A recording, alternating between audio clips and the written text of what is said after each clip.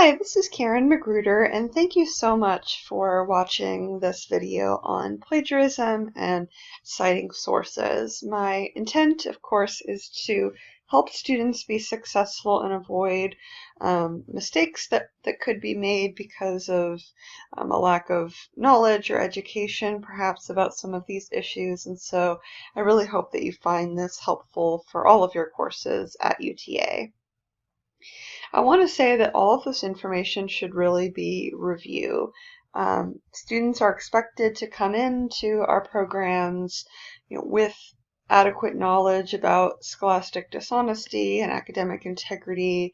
And so I just, again, want to review that there's an expectation everybody knows this already, but I'm providing this information as a supplement in case somehow you didn't get this information earlier in your academic journey. I really hate catching students plagiarizing. I don't, relish in doing that. I would much rather have it not happen at all, which is why I'm doing this video to help prevent it from happening in the future. And I recognize that the vast majority of my students do know what plagiarism includes and don't do it, so I thank you for that. And yet every single semester I expand my section about academic integrity in the syllabus to give more and more detailed examples of plagiarism, and offer other links and resources and give warnings about the consequences. But yet every semester I still catch somebody. I've yet to have a single class where I haven't caught somebody plagiarizing to one degree or another. And again, I don't want that to happen. I don't want to, have to punish students. It's a lot of extra time and effort on my end. And of course, I want students to be, doing the right thing. So in order to help you be more successful and competent in your academic journey, I'm providing this as a resource. And again, I'm really truly not trying to scare or intimidate students. I promise I'm a nice person, and I'm at the same time holding people accountable to standards that you'll be held to, hopefully in other classes as well as in your social work careers. So therefore, I'm providing this information as a supplement to the knowledge you hopefully already have, as well as the UTA plagiarism tutorial, and the Writing Center is always a great resource to have as well. So when you write papers or even discussion boards or any other written material in courses, what is the reason? Well, your professors want you to demonstrate that you can gather information from a variety of sources and understand and synthesize that information and be able to analyze and apply it. I included an image here that I created of Bloom's Taxonomy, which is a famous way of thinking through different levels of knowledge or understanding. And so at the base here we have, just rote memorization, and as you work your way up, you have higher and higher, order levels of thinking. And I know that students can read. You have to have been able to read to be able to get into this program. And I know that students know how to copy paste material. What I want to know is whether you understand that information well enough to effectively convey it yourself using your own words. And also, moving up to Bloom's Taxonomy, be able to analyze, apply, and really understand that information, evaluate things, rather than just copying what's out there. So when you incorporate sources, why should you cite them? Of course, ethics, we're held to the NASW Code of Ethics, and it's the right thing to do, legally as well, particularly once you get into your social work careers. There's going to be, larger consequences from a legal perspective should you, copy material without citing appropriately.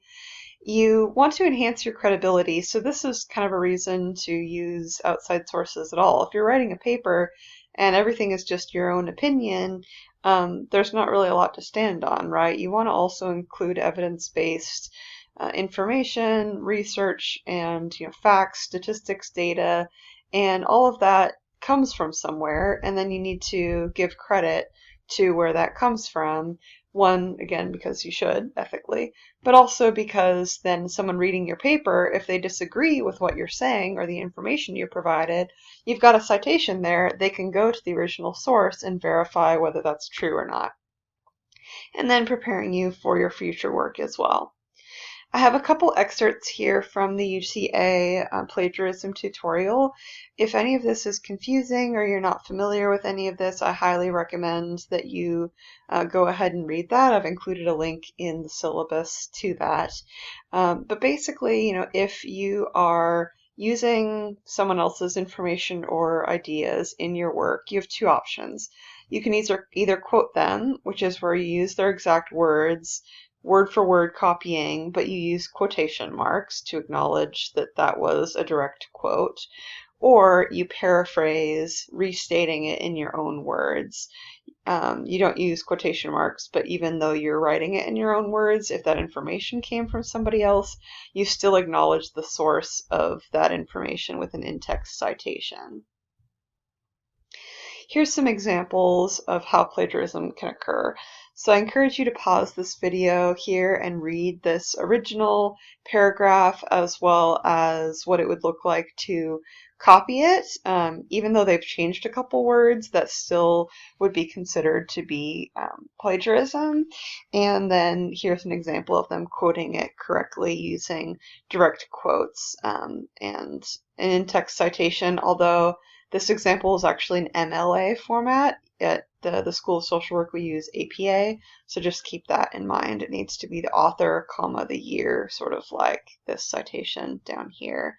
And I will say, too, that if you're using a direct quote, you want to use those quotation marks, but I want you to limit direct quotes. You should really use them sparingly and only if there's really not another way of appropriately summarizing that information. So one or two quotes in a long paper is okay, but if you're using a quote every, paragraph or two, I'll probably encourage you to think about ways to paraphrase that information in your own words instead of overusing those quotes. Because again, like I said before, I know you can copy paste. I want to know what you have to say on the matter. So I've created some of my own examples here. So this first section here is a direct excerpt from an article that I wrote, something that I had published in a peer-reviewed journal. And I have examples here of the correct and incorrect ways of citing it. So in the first example here, I have the exact same quote, but it's in quotation marks, and it has the authors. So it has the three authors, the date, and the page number that it came from. This is from the abstract of the article, okay? So this is the right way to do it. Here's the worst way of doing it. Okay, that's why this one is in red. It's an exact quote, but it doesn't have quotation marks, and it doesn't even try to acknowledge the source. Here, it's a little bit better because they included the authors in the in-text citation, but there's no direct quotes, and that's still not okay. This is probably one of the biggest examples of issues I see. Someone will have an entire page or paragraph, and then at the end they'll have this in-text citation, but the whole thing is copy-pasted from that source. That's still not okay. You need to put it in your own words or put it in quotation marks, and as I said before, ideally putting in your own words is the best way of doing it. So then here's another example of the same excerpt. So see here, this was the first page. This is the same quote. So in terms of paraphrasing, this other page I was talking more about direct quotes. In this page we talk about if you wanted to paraphrase it. So here's a good example. I put this in completely different words, but I still cited the source. So I'm using my own way of explaining the concept, but I'm still giving credit to where I got that information or idea. Here's an incorrect way of paraphrasing it. So I'm taking the same paraphrase I used here, but I'm not citing the source. You should still be acknowledging where that came from. And then this is another example of an incorrect paraphrase because the person is just changing a couple words. that still is considered to be plagiarism, and the Unicheck software in Canvas will still pick that up. So just changing a few words isn't going to help you get away with it. I also have here a little bit of information about what's known as self-plagiarism. So this is a little bit more controversial and not quite as straightforward, so I want to make sure that people are aware of this. I don't want students to, if they have an assignment in my class that's maybe similar to something that you did in another class, I don't want you to just submit the same paper or large portions of that paper and say that you wrote a new paper for my class. It's actually considered self-plagiarism, and that's not appropriate in the real world. And so some people are surprised by that and push back and say, well, I wrote it, so how can I plagiarize myself? Well, here's an example. If you go on in your social work careers, maybe you get a PhD or you engage in some research and do some studies and maybe write a journal article based on your information, and you get that published in Journal A, you can't then copy that entire article or large portions of that article and then submit that to Journal B and say, here, I wrote an article, and try and get it published as a new or different article, because, again, it's a different submission. And the other reason behind that is that reusing your own work is unfair to other students who have put in the effort to write that paper. At the end of the semester, everyone gets assigned a grade for work that is done for that class. And if you're not actually doing the work because someone else is writing it for you, or you're just copying something you've done before, that's unfair. So if you have questions about that, feel free to let me know. Sometimes I do assignments where you submit like a one-page policy proposal, for example, and then write a full policy analysis. In those cases, it's completely fine to use some of the information you've done, because in a sense you're basically just submitting a draft of your later paper. That's fine. What I'm talking about is, maybe you wrote an article, about a certain population and diverse populations, and you use that same, case study when you submit something for your human behavior in the social environment case study, etc. So, gosh, does everything have to be cited? Well, thankfully, no, and there's some examples when you don't need to worry about citations. So if it's a unique thought, idea, fact, or statistic that you came up with, you do not need to cite it. So if it's something from my own research, I don't, after every sentence, say Magruder 2019 behind everything. It's because it's something that I created. Or if it's my own opinion about an issue, basically something that came out of my own brain originally, then I don't need to cite myself. And if it's common knowledge as well, you probably don't need to cite it. So I have an example here. School buses are typically yellow. That's general knowledge. You don't need to go and find a source for that. When in doubt, I say go ahead and cite it. But if it's something that you would really expect a general audience, if you went out on the street and had someone read your paper and they would say, well, yeah, duh, you maybe don't need to cite that. But if it's anything really specific that you would want facts or statistics, or a more esteemed author, I guess, to back up, then you should cite that. Opinions, you don't need to cite your own opinion. If it's your own research, results of your own research, you don't need to worry about citing that. Your own experience or reflection on something, as long as it was original to you and your own ideas, not copying from somebody else's experience or reflection. And any recommendations, again, that are original to your own thinking. So if you're saying, I think, XYZ should happen, you don't need to cite that. But if you're using a recommendation that somebody else came up with, you should cite where that came from. And then finally, your references section. Those are the references. And you might find that on your Unicheck paper, you'll see that your references are flagged as being copied. That's fine. Don't worry about that, because anybody is going to use the same references. So if it's in another place in the internet, it'll get picked up, but that's okay. Again, when in doubt, make sure you're citing something. I also want to make a note about course material sharing websites. I really debated back and forth about including the specific apps or websites that I know about on here, and I decided not to name names because I'm not trying to teach people how to plagiarize more effectively, but your professors know that there are resources, quote unquote, out there, through different student groups or, websites or things like that where students share information. And you should really avoid using any of those materials. Entire classes have gotten in trouble for sharing information using, group texting apps. And certainly there's other websites that are even shadier that you can see material from other courses and copy papers or get answers to quizzes or things like that. Unicheck will scan that material from those online sources, so you'll get caught doing that if you're copying like written work, but also obviously that's not appropriate. You need to be writing your own assignments. So you also shouldn't be sharing your own material to any of those types of websites or giving, old papers to your buddy to then, copy and use in a future semester. I've had cases where I've caught students using, their entire friend's paper from a previous semester, whether the friend knew that they were going to copy the whole thing or whether they just thought they were helping them.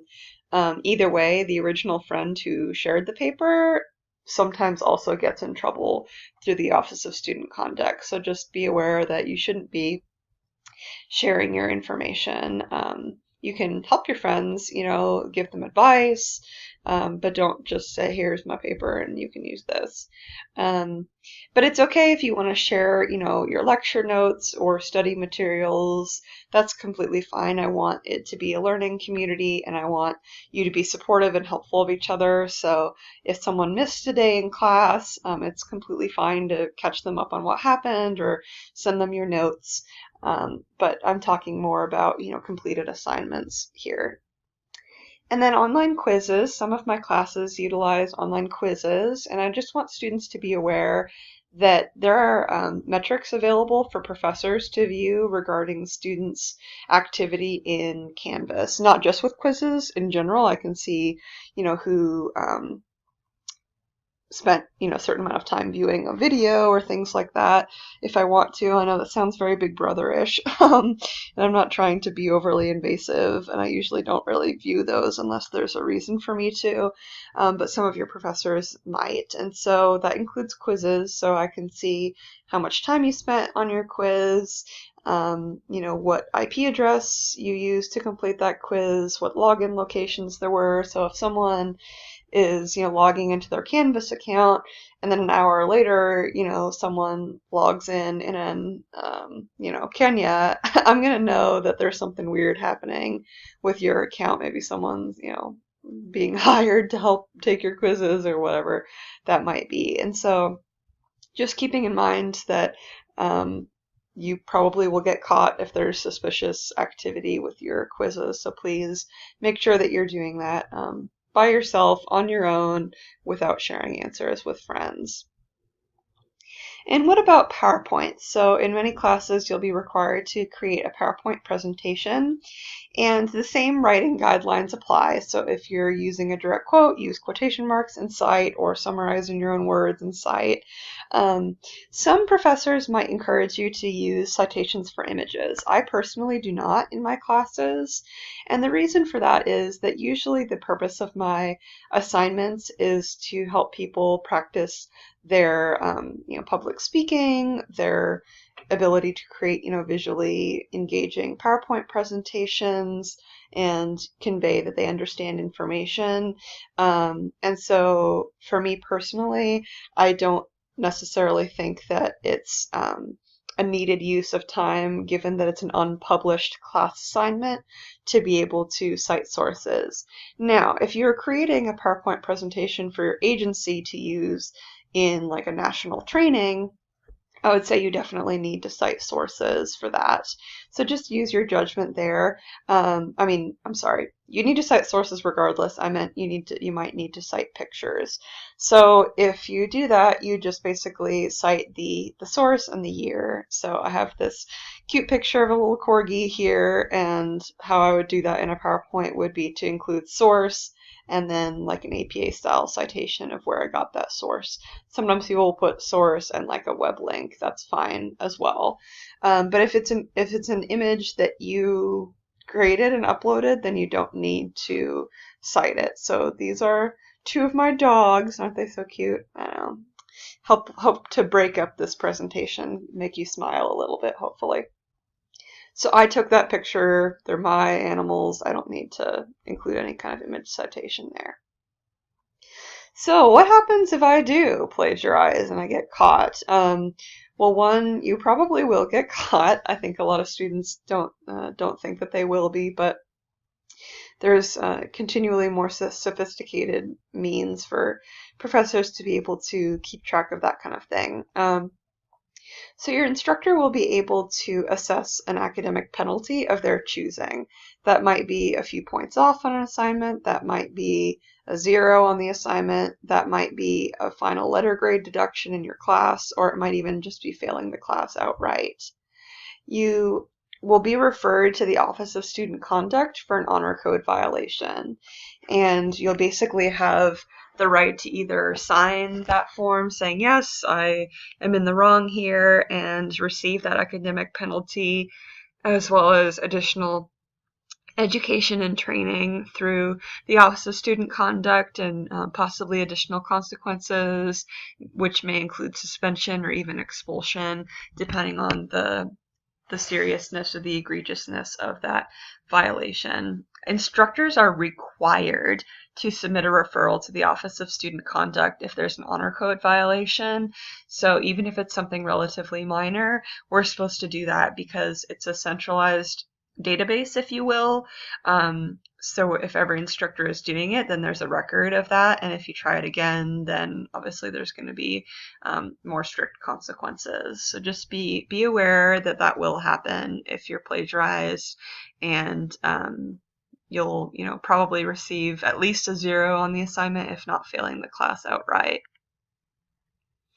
So when I catch students plagiarizing, some common responses are, well, I didn't know. And unfortunately, understanding to and adhering to the academic integrity standards is expected of all students at UTA, and you're expected to have reviewed those tutorials and know what the honor code says and do that as a student.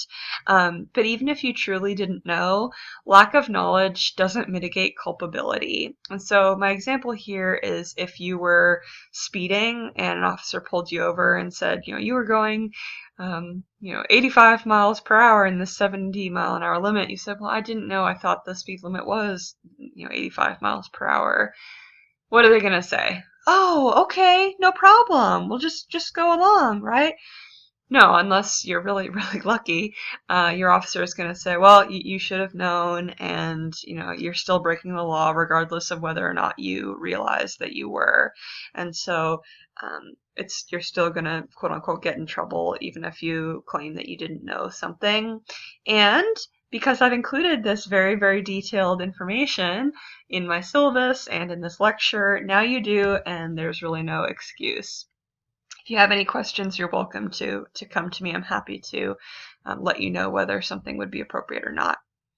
Another common response is, well, I've never gotten in trouble for this before. I've been doing this on all my papers, and nobody else, said that this was wrong.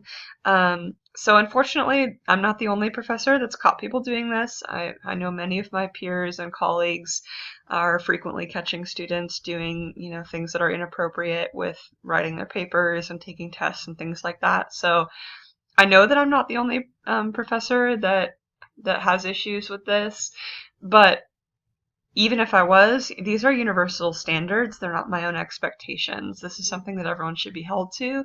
So even if another instructor maybe didn't notice or didn't take it as seriously, that doesn't mean that it's not appropriate for me to notice and take seriously. So I want students to have as many resources as they can to be successful. I encourage you to watch this tutorial from the library, as well as getting help from the UTA Writing Center. We also have a social work writing resources center that has some great information. I have a link here to another more detailed example of acceptable and unacceptable paraphrases. And then, of course, your instructor. I'm happy at any time to answer questions that students may have to help clarify things. So I hope that you found this helpful and are feeling confident about writing your papers and completing your assignments in a way that upholds that academic integrity and makes it a smooth and successful semester to you. Thanks for watching. Have a great day.